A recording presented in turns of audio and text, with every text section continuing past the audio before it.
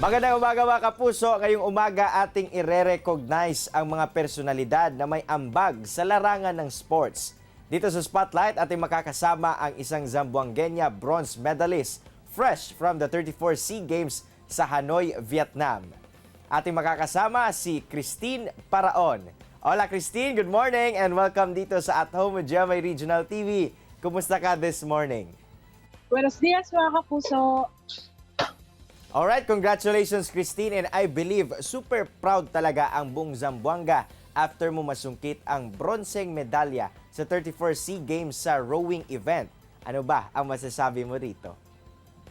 Nagpapasalamat po sa mga Zamboangueño po sa mga suporta nila po sa akin, especially po sa parents ko, sa coaches ko po, sa buong pamilya ko po, at sa mga teachers ko po na super supportive po sa akin. Christine, isa sa mga naging proud sa achievement mo ay ang Lubiga National High School kung saan ka nag-aaral. Ano ba ang reaksyon ng mga guro sa iyo? Sobrang proud sila po sa akin nung pumunta po ako sa Lubiga National High School po noong May 19 po. Pagkabalik ko po dito sa Zamboanga po, pagka umaga po, pumunta po talaga ako sa Lubiga National High School po para mag-thank you po talaga sa kanila in person po kasi po sobrang proud talaga po sila sa akin. Lahat ng mga teachers po ang saya-saya po nila sa akin. Yun lang po. Siyempre Christine, hindi masyadong well-known ang sport na kung saan ka nabibilang. So may you share with us sa ating mga kapuso anong kaibahan ng rowing sa ibang sports? Yung sa rowing po kasi sir, may dalawang po talaga siya. May dalawang laro po. Yung sa indoor po, sa ergo po yun. Yung sa January po yung nanalo po ako ng 2 silver po sa virtual po. Tapos po yung sa outdoor naman po, sa tubig po talaga yun. Yung kaibahan po nila, yung sa yung sa endurance po, tapos parang tatlong bagay talaga po dapat na ma-improve sa'yo. Endurance, power, saka sa isip mo po. Yun lang. Can you please tell us ano-ano ba ang mga kailangan mo para makascore ka sa ganitong klaseng sport? Para sa akin po, technique lang po talaga. Kung paano mo kukuha yung the best time mo sa 2,000 meter mo, kung paano mo ma-deliver ng maayos yung 2,000 meter na maganda yung time mo po. Yun lang. Ever since Christine, sumasali ka na talaga sa mga local and national sport competitions. Para sa'yo, ano ang kaibahan ng 31st SEA Games compare sa ibang sport events na sinalihan mo na?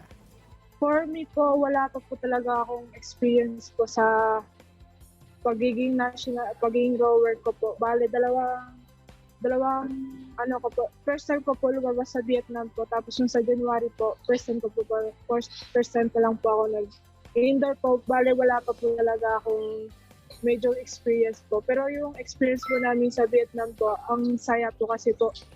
Ang dami ko pong natutunan doon sa mga ibang country po na ma-apply ko po sa next po na laro ko po. Siyempre, I'm sure, Christine, hindi madali ang naging journey mo bilang isang athlete. So ano ba ang maituturing mo na biggest challenge sa iyong buhay bilang isang atleta at paano mo ito na-overcome? Para sa akin po, yung biggest challenge ko po yung mapalayo sa pamilya. Kasi po, sobrang talaga po ako, mamiss ka, papas na po. Sobrang po kasi, mag-isa lang po akong, bali dalawa lang po kami magkapatid. Tapos po ako, magte-training po sa Manila po, parang mahihiwalay po ako sa pamilya ko. Sobrang nakakalungkot po na parang 1 week po, parang gusto ko nang bumalik po eh. Kaya lang po yung coach ko doon, taga doon po sa Quezon City po, si Coach Maricon po at saka si Coach Jasmine po. Tsaka yung coach ko dito taga Zamboanga po. Minomotivate ko lang po nila ako, pinapaisip ko talaga nila ako kung bakit po ako nandun na dapat ituloy ko na lang po yung dapat kong mag-training na po ako doon. Yun po. Ngayong umaga, Christine, para sa ating mga kapuso viewers, lalo na yung mga into sports, ano ang mensahe na gusto mong i-share sa kanila, lalo na sa mga gusto ring maging atleta katulad mo? Para sa akin po, yung message ko lang po sa mga kabataan or mga ano po dyan na gusto maging atleta po.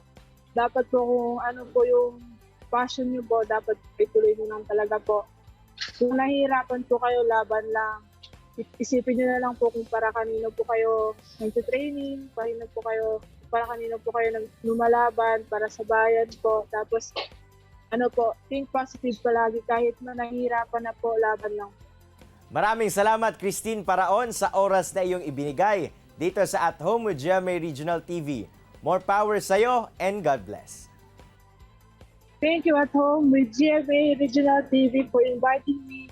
Muchas gracias. Kini ang At Home with GMA Regional TV.